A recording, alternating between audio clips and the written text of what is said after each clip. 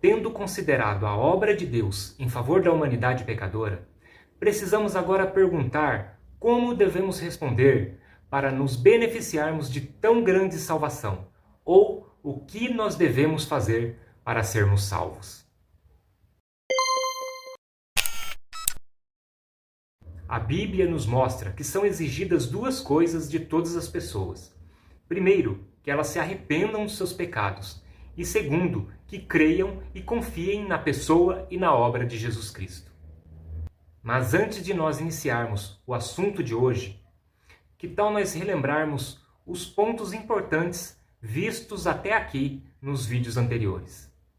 Primeiro, Evangelho significa boas notícias. Segundo, o pecado nos distanciou do Criador. Terceiro, Deus é santo e totalmente separado do pecado, e é também justo, devendo, portanto, punir o pecador. Quarto, todos nós, sem exceção, somos pecadores e culpados diante de Deus. Quinto, Cristo ofereceu-se em sacrifício para pagar os nossos pecados. Sexto, na cruz, Cristo tornou-se maldição em nosso lugar e tomou o cálice da ira de Deus que nós merecíamos. Sétimo, a ressurreição é a prova de que Deus aceitou o sacrifício de Cristo como pagamento pelos nossos pecados e que, de fato, Ele era quem dizia ser. E agora, neste oitavo vídeo, vamos falar sobre o arrependimento, a primeira de duas condições necessárias para se alcançar a salvação.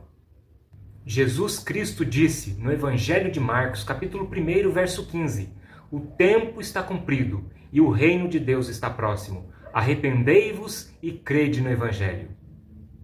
O arrependimento é um dom de Deus e uma obra do Espírito Santo no coração do pecador, que resulta em uma mudança de mente. Essa mudança de mente, obviamente, só será comprovada através de mudanças reais em nossas atitudes e condutas. Um exemplo maravilhoso de arrependimento é encontrado na vida de Saulo de Tarso, mais tarde conhecido como o apóstolo Paulo. Em sua ignorância e incredulidade, ele acreditava que Jesus de Nazaré não era mais do que um impostor. No entanto, em seu caminho para Damasco, Saulo foi confrontado pelo Cristo ressurreto e descobriu que havia se enganado a respeito dele. Pensava que a justiça era alcançada através da obediência à lei, ou seja, através das obras, até descobrir que não havia nada de bom nele, que ele era um miserável pecador e que a salvação era um dom gratuito de Deus. Ele se arrependeu e imediatamente começou a proclamar Jesus nas sinagogas, dizendo: "Este é o Filho de Deus." A mudança na mentalidade de Paulo o levou a uma transformação completa em todas as demais coisas. O arrependimento envolve uma mudança de mentalidade que nos leva a um reconhecimento de que o que Deus diz é sempre verdade e que nós é que provavelmente estamos errados. O Salmo 51, nos versos 3 e 4, nos diz: "Porque eu conheço as minhas transgressões, e os meus pecados estão sempre diante de mim.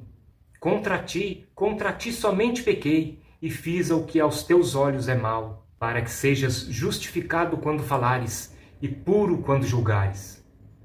O arrependimento também produz um reconhecimento genuíno de nossa culpa e pecaminosidade, que nos levará à verdadeira vergonha e até ódio daquilo que nós éramos e fizemos.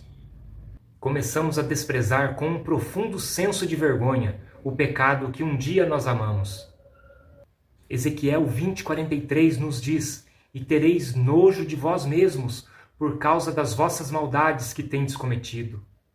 E por fim, o arrependimento traz consigo mudanças reais em nossas ações. O verdadeiro arrependimento será acompanhado de uma mudança de vontade que produz ações corretas, especialmente um afastamento do pecado e uma volta para Deus em obediência.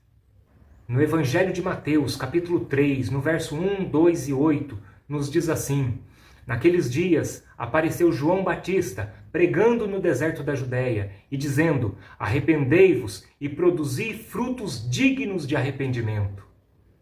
Portanto, aprendemos que nós precisamos nos arrepender para sermos salvos. Agora me responda, você já se arrependeu? Ou você está se arrependendo?